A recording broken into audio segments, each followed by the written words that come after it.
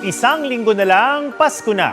Ang ilang probinsya may kanya-kanyang paboritong sweet delicacy tuwing Kapaskuhan.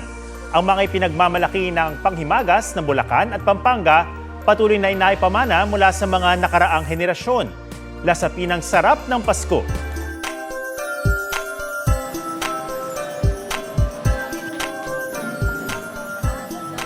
Mga kakaning hindi lang panghimagas, kundi bahagi na rin ng pagkakakilanlan ng isang lalawigan. Sa Pampanga, isa sa mga inaabangan ng mga kabalen tuwing Pasko ang patku.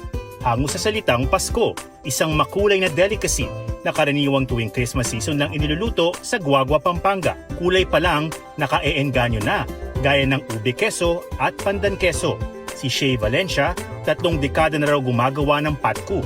Lumaki kami na ang patku madalas naming pagsaluhan during family gatherings.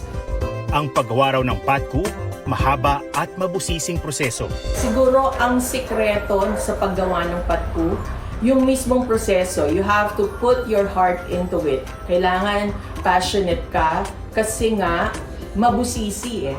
6 na oras ang binubuno sa paggawa nito at hindi nakukuha sa tansyahan lang ang mga sangkap. Dapat sukat para makuha ang tamang consistency at lasa. May matamis sa pamana rin sa ating Kapaskuhan ang Bulacan. Ipinagmamalaki nila ang kakalin na kung tawagin ay pinaso. Bahagi ng hapag tuwing Pasko at paboritong merienda ng mga Bulakenyo. Pangalan pa lang, alam na kung saan pinagbubunuan ng oras para makuha ang tamang lasa. Para gawin ang pinaso, paghahaluin ng gatas, itlog, at salted cracker at asukal. Pag nahalo na ito, lagyan na ng asukal sa ibabaw at papasuin ito gamit ang mainit na sanse. Nagkakatalo lahat sa pagpasok.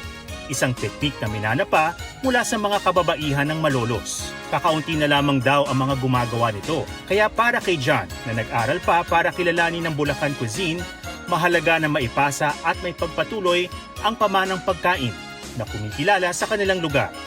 Mahalagang buhayin at ipagmalaki ang kakanin tulad ng pinaso dahil masasabi nating sariling atin ito.